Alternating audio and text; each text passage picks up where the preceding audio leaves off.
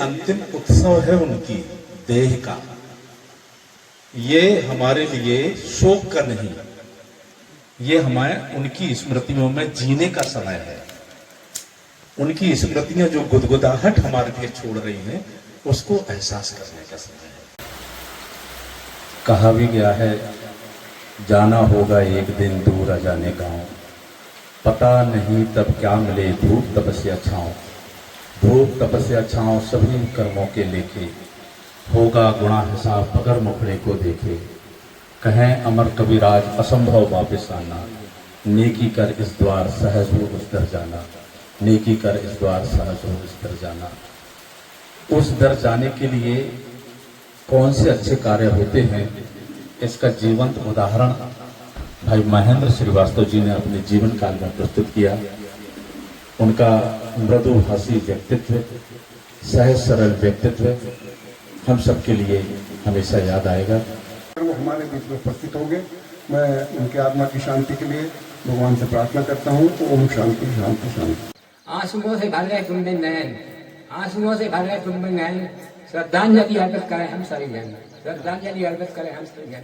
जय दिन कभी न विस्मृत कर सकेंगे, जय दिन कभी न विस्मृत कर सकेंगे। सब सब भाई महेंद्र सब सब नमन। वाकई में एक सहज सरल सरस व्यक्तित्व के धनी और हिंदी साहित्य को समर्पित एक व्यक्तित्व थे महेंद्र श्रीवास्तव जी। उनकी जो रचनाएं होती थी, उनकी गजलें होती थी, वो समसामयिक तो होती थी, साथ में उनको जो गजल होती थी उसमें प्राणियों से लेके मनुष्यों के सभी के दर्द उसमें समाहित होते थे। बहुत बढ़िया गजल लिखते थे। और मैं एक बात बताऊं, जब भी क्या कार्यक्रम होता था तो मैं तो फोटोग्राफी करता हूं, तो वो मुझसे जरूर कहते थे कि बीएम भैया फोटो भिजवा दियो। और जब मैं फोटो भिजवा देता था तो हमें धन्यवाद भी देते थे। वाकई में बहुत ही सरल सरस व्यक्तित्व था उनका। और जिसके दिल में औरों के प्रति दर्द हो, मैं उसे सच्चा इंसान मानता हूँ। कहते ना कि उम्मीदों का सिलसिला कभी खत्म नहीं होता, यादों का मौसम कभी कम नहीं होता, और हर कदम पर बनता है जो हमदर्द बनकर, ऐसा व्यक्ति खुदा से कम नहीं होता। तो निश्चित ही एक ऐसा व्यक्तित्व थे।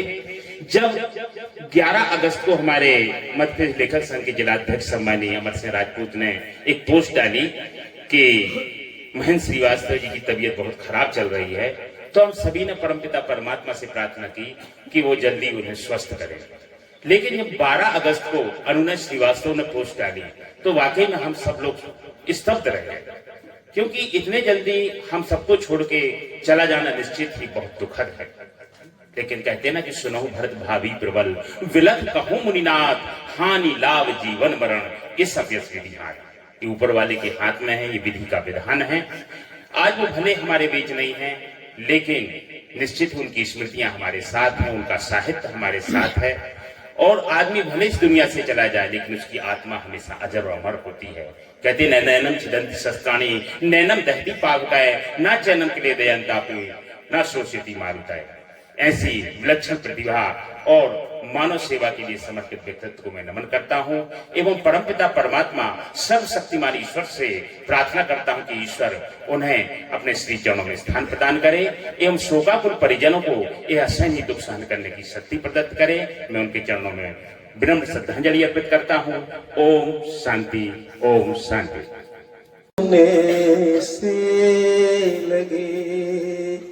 तुम्हारे बिना हम अधूरे से लगे, तुम्हारे बिना दिल सुने लगे। राह में मंजर बहुत है हंसी,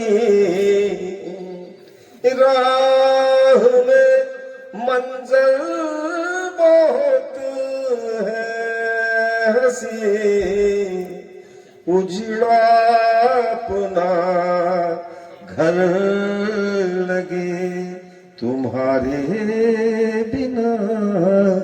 यही मेरी सच्ची कई संबंधों से तो मैंने तुझको मुक्त कर दिया प्यार भरे अनुबंधों से।